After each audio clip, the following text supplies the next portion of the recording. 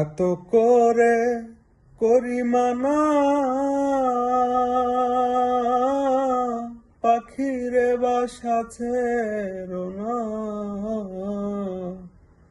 হায় গো, সে আমার কথা শোনে না, সে আমার কথা শোনে না, তার শোনে পারি না বলে